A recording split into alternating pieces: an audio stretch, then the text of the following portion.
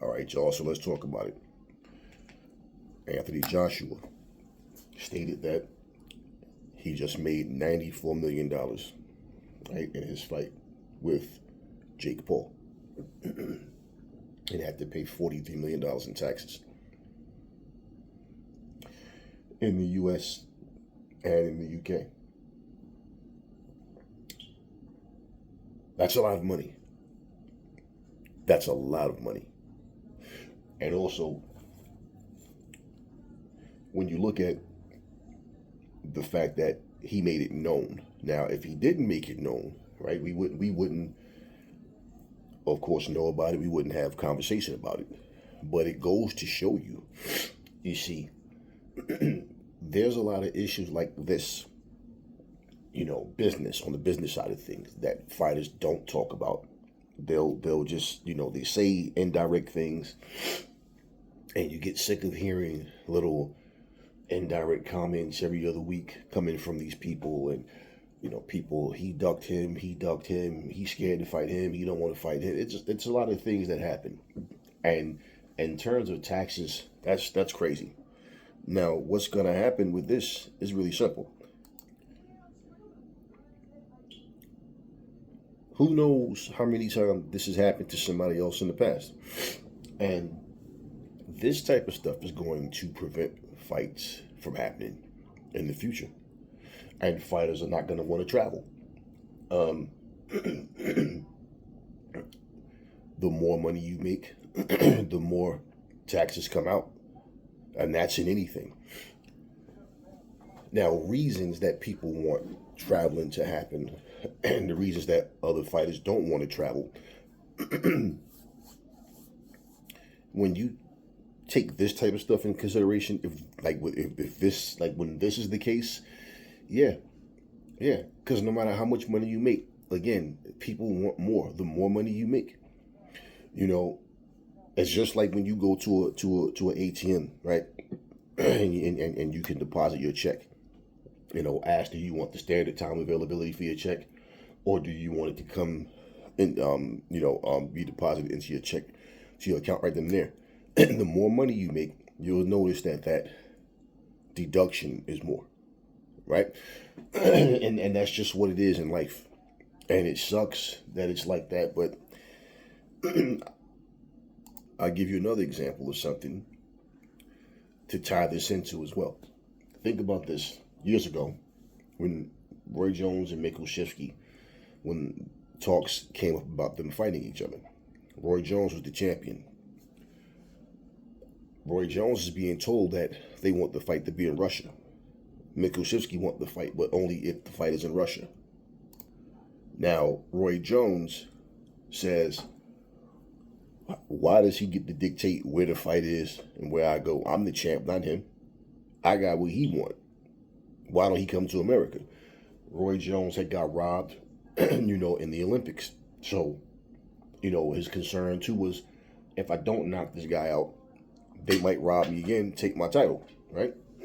So even if I actually win, but don't knock him out, they take my title. They know it can happen again. So he didn't want to do that. Clarissa Shields clearly beat the living shit out of Savannah Marshall. Savannah Marshall's talking about she want the rematch, but in the UK. And different promoters and different people are trying to talk to Shields to get her to come to the UK. Oh, it's a bigger market in the UK and this and this and this. Now, boxing is a bigger market in the UK. Like, they really take boxing more seriously than they do in America. But Clarissa, same thing. I beat her.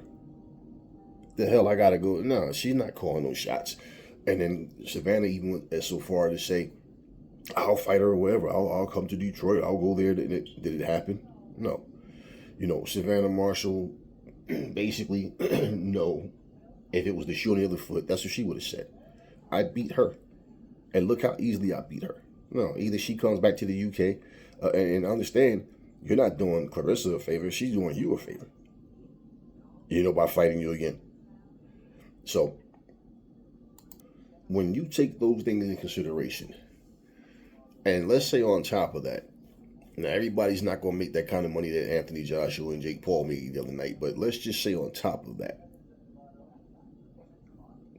you made 90 something $million, but you're going to walk away pocketing 30 something, 30, like 34, 35. Man, that's a lot of money. That is a lot of money, man. So, um, and all the people you had to pay, from the promoters, everybody, like everything, that's a lot of money.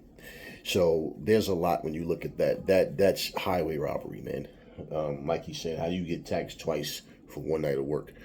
And like he said, he's out here fighting for his life and his wallet.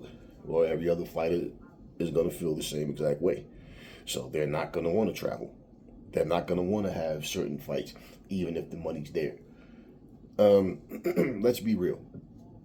When I looked at what Turkey Al-Sheikh was doing, I said, any one of these fighters that don't want to be on the card and they're complaining that fighters are overpricing themselves, there's no need to complain when you don't have to worry about paying anybody. The money's not good. Look, Turkey Al-Sheikh is going to take care of that. Do you understand what I'm saying? It's about the thrill of competition. If it's about the best fighting the best, it shows you that a lot of these guys, they talk, but they don't really want that smoke. The problem is, you start to, through time, people forget why this fight didn't happen, why this guy didn't want to fight him. What we don't know what behind the scenes things go on. So when you look at the amount of money that a person is being offered to fight, and they don't take the fight, that alone will make people say, why would you turn down that amount of money? Right? But behind the scenes, these are the things that we don't pretty much know. We're not there at the negotiation table, so we don't know what's going on.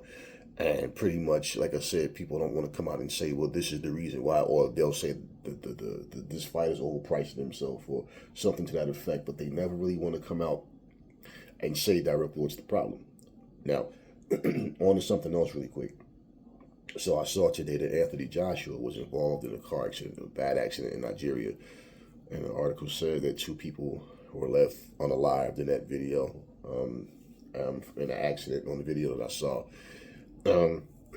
You see like a 15 to 20 second clip maybe of Anthony Joshua, like he's being escorted out the car, the vehicle. He looks like he's in pain, and from what I read and from what I saw, whatever his injuries were, he wasn't bleeding or bust open anything and swollen up in the face, anything like that. So I don't know if it was a bad neck or like I don't know what the extent of his injuries were, but that was this morning when I saw that. So you never know what's going to happen, man. You just don't know.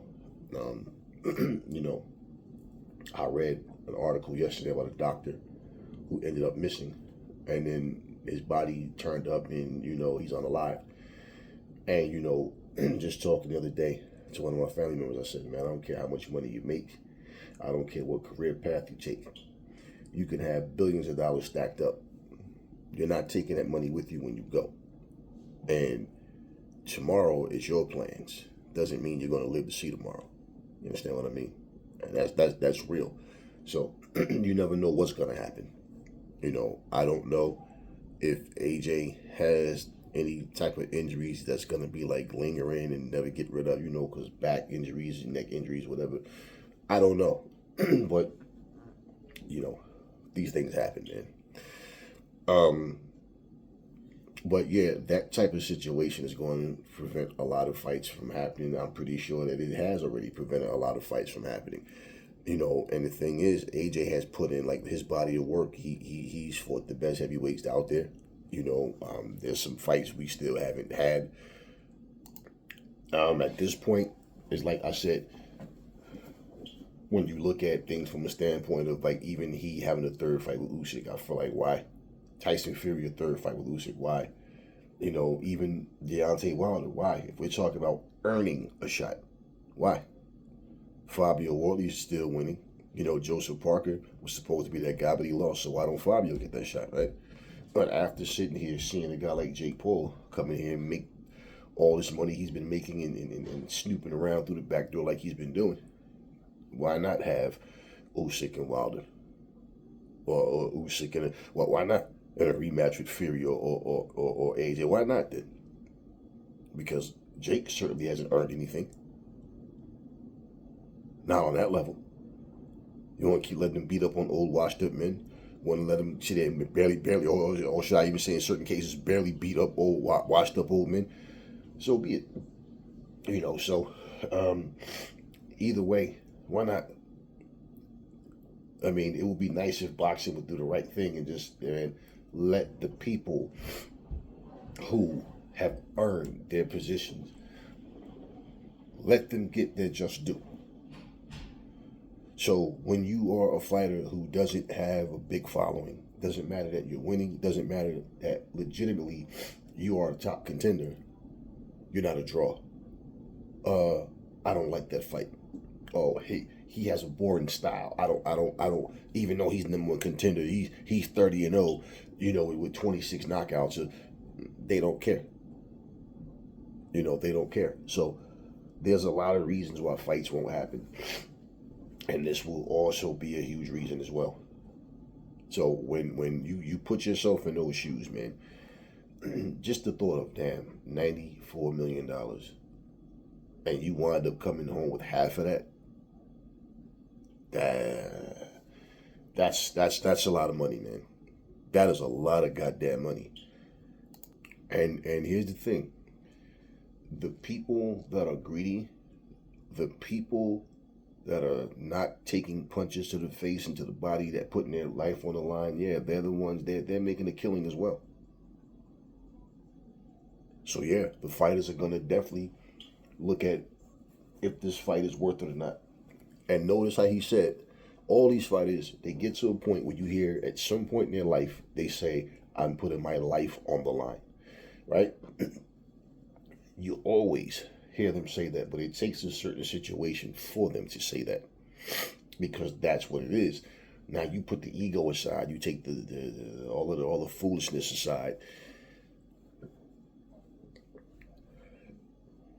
There can be fights out there where a lot of money is offered, but they look at the risk involved. They look at who's who, and then they'll turn the fight down, or their team will turn the fight down, because it's a huge risk, and you can make the same money or more against a more known opponent, but with a lot less risk. You understand what I'm saying? And after this happened, of course, going into the next fight, Anthony Joshua is gonna want to know, hey, what is my cut gonna be after taxes? What is good? Like, they're gonna want to know this stuff, because I mean, come on, man, that's a huge cut. That is a huge cut, man. If you were in a position where you're saying I'm making 90 something million,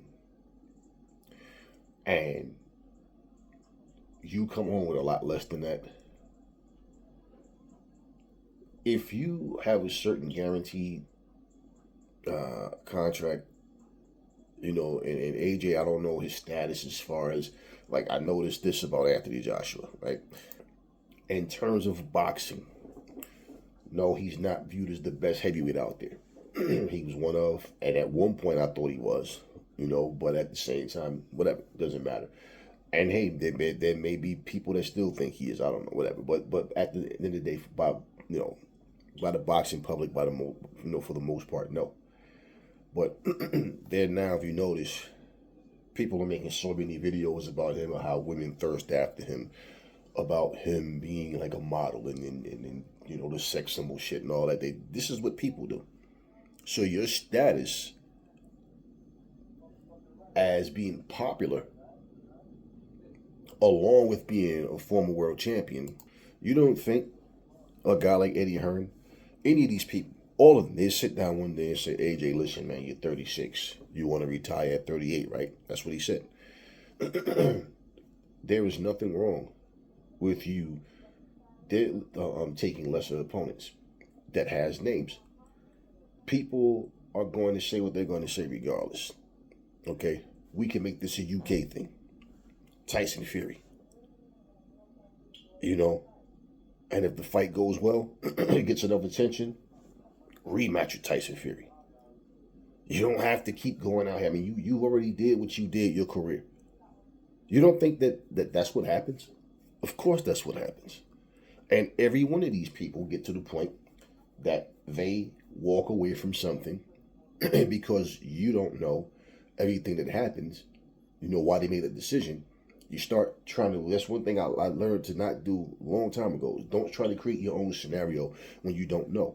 Now, why do you think Terrence Crawford just up and walked away? I told you guys, just like Dimitri Bivol, even though they beat Canelo, they didn't become the household name that Canelo is.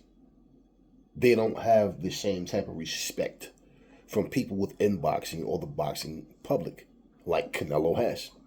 So Crawford thought him coming into a fight with Canelo and then winning the fight, especially the way he won it, that he's that new guy. He's the guy that he's the big draw. Nope. Nope. And you see what happened. Crawford decided, like when he wasn't paying the sanctioning fees, I'm not paying nothing.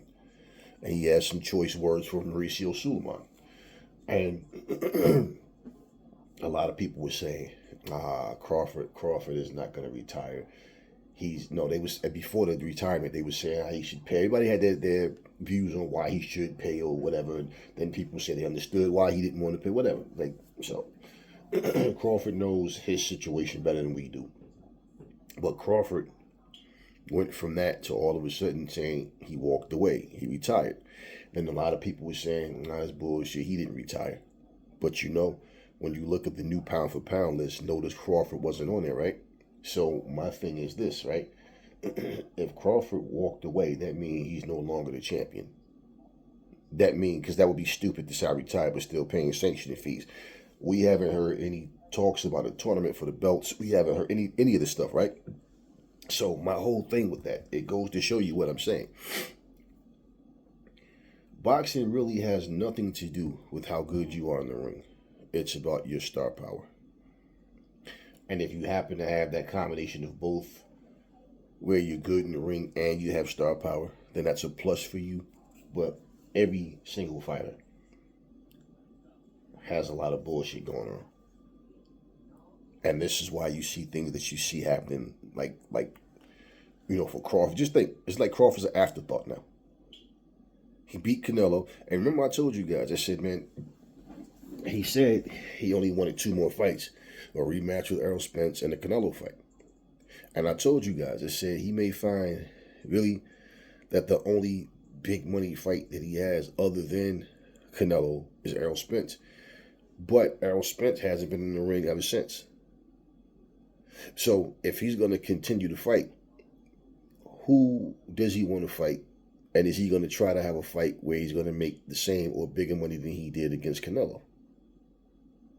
And now all of a sudden, just like that, Crawford's an afterthought. And this is what I'm saying. There's so many things that happen. Do you think that man came to that conclusion just like that? Like, nah, fuck it. Nah. There's been things that he's been trying to get to happen for him. And like I said, the star power that people want to pretend that he had. No. Him having a parade in the city that he's from and then just to end up being arrested and all of this ignorant shit that goes on in life and to now. Regardless to what his plans were, well, they've been derailed for whatever reason. And when people were saying, yeah, but you also got to look, Crawford's 38 years old, man, and so, you can't be, top guy forever. And it's funny that you say that because who's at the number 1 spot on the pound for pound list in the Ring magazine? Usyk, who's the same age as Crawford. So it doesn't matter. It's all about pick and choose.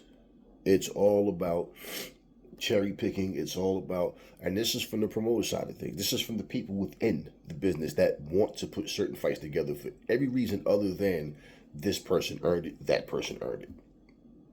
Remember we said when Turkey Al-Sheikh came and I said, man, one of the things that I would like to see different is mandatories. You have to fight your mandatories. When you have fighters, title eliminators, the winner of title eliminators have to fight each other. And there should be no, you're overpricing yourself. Like, no, stop it, man. It's no structure in the sport of boxing. And the the fact that it has no structure, those type of situations are gonna vary and happen with different people, different ways, sometimes the same ways, and it's going to prevent top fights from happening. And when fighters don't want to fight each other, or when they come to that conclusion that I want top dollar, I don't want to split 50-50 or whatever it may be. Hell, man, we saw Devin Haney. He went over there and fought against what's the guy name in Australia twice and beat him. And I remember Devin Haney. They said that one of the stipulations was George Kambosos. He says that George Kambosos, win, lose, or draw, he gets the lion's share of the money in the first fight and the rematch. So they already had all of that, all the stipulations, and agreed to it. Everything in the second fight was all done in the first fight. Oh no, he got it. No, shut up. Yes, he made less money in the first and second fight, Devin Haney. Yes. So we see people put up with stipulations and all that just for the chance of getting their shot. And Devin Haney was the only fucking champion that was out there looking for contenders. Out here, he's hunting the challengers. And people, for whatever reason, just didn't want to respect Devin Haney's hustle. They didn't appreciate what, he was out here doing.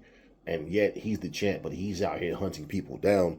Oh, I'll never fight that guy. He's boring. Devin Haney, nobody cares. I mean, everything. But we get these fake fighters that come in here. And because of popularity's sake, they can come in here and rob the bank and make multi-millions of dollars. Anyways, we'll see what happens from here. We'll see, for one, that hopefully for AJ, he's okay with the accident. Not too much to say about it. You just have words about the area he was in and how accidents happen, fatal accidents happen in those areas all the time and whatever. But, things happen.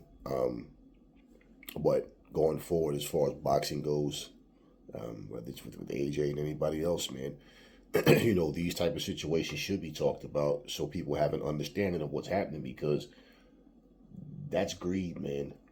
Now, the same way as this, right? When rich people get taxed more than blue collar people, okay, at least they can afford it. And of course, they're not going to like it, but they can afford to be taxed more. But at the same time, in the sport of boxing, this type of stuff, like I said, is going to prevent fighters from fighting each other, from traveling out the country to go to one country from another, because they're going to worry about things like this happening. And, whatever amount of money you're going to make, man. I mean, imagine this. Imagine if they say you'll make $20 million to fight a U.A.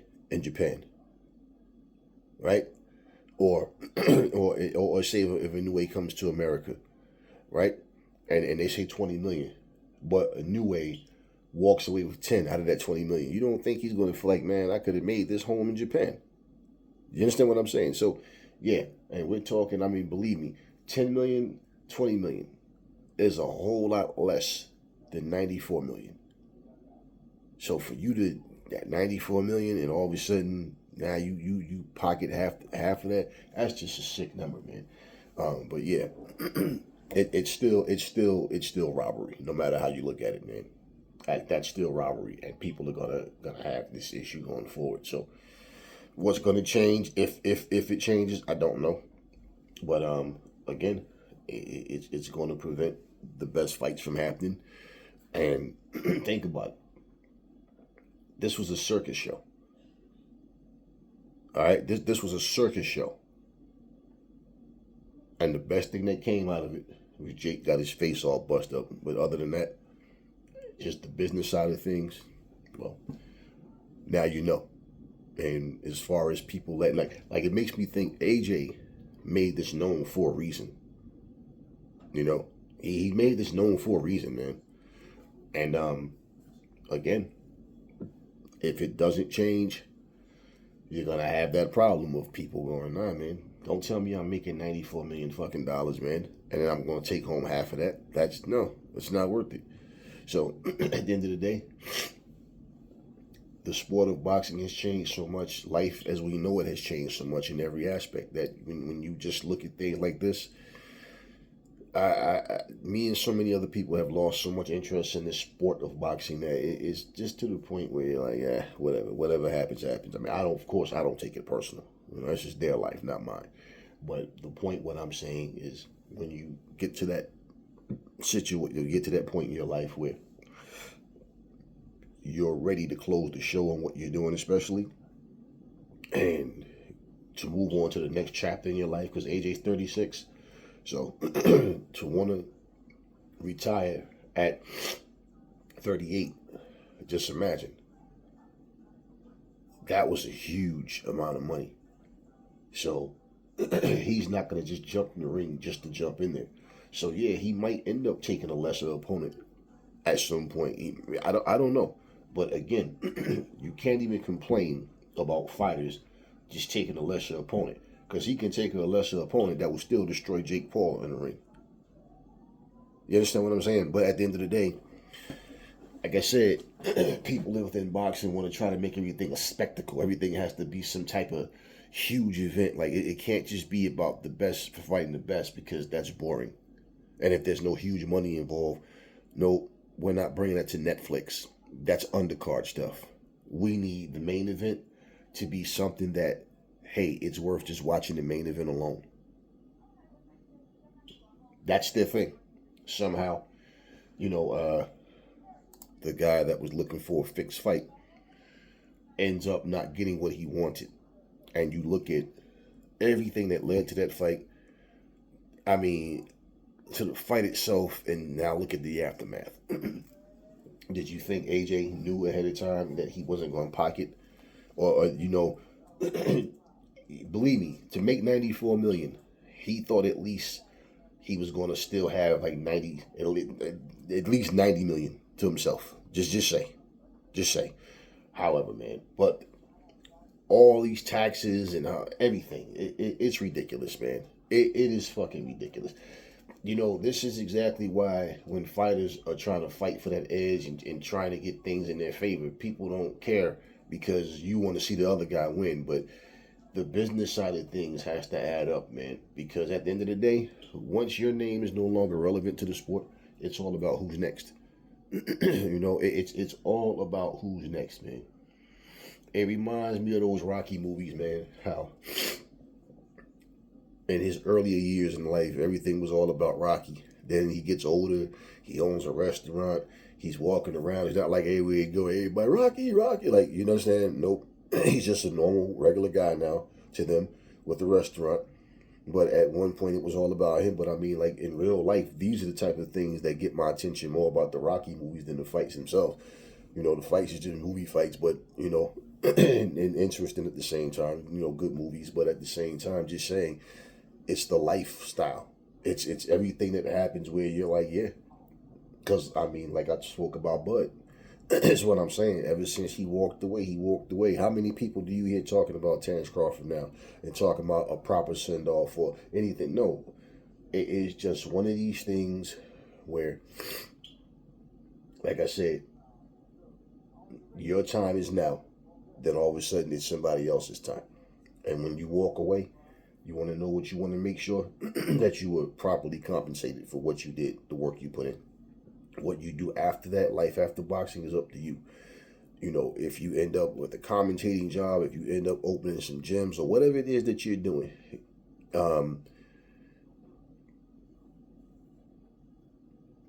making the better business decisions is what you want to focus on.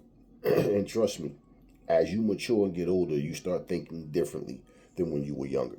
So you can sit there and talk all this legacy, and gladiator shit, and warriors, and and then you get to that point where you know the show is about to close soon, and you want to go out on top. You want to go out the best possible way that you can, and win, lose, or draw. If that money is right, pretty much, that's the reward. That's the icing on the cake. Anyway, we'll see how things go moving forward. How many more people will come out and admit what's going on? Will tell the public, hey man, look, these guys took half of my money. To, like, I got taxed by 2 different countries. That's crazy. That will make him not come to the U.S. again. That will make another company fighter not go, out of, just saying, just saying. That will make a person not want to leave the country that they live in to fight in, because they am getting taxed by 2 countries. Goddamn. And if people think, well, pay them more, so when they take all these taxes out, they still get 100 million. What are we doing? Just paying these greedy ass people, giving them more money? Let's up it. It doesn't work like that.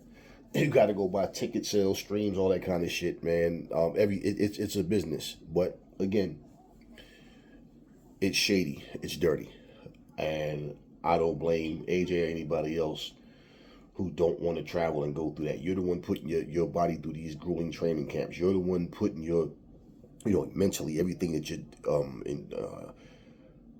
that you are enduring and putting up with and dealing with to go to these training camps and mentally be ready for these fights, physically be ready for these fights, just to go into there, and get robbed like that. So anyway, we'll see how I go. Talk to me in the comment section. This is all I got for you guys right now. Catch you guys on the next video.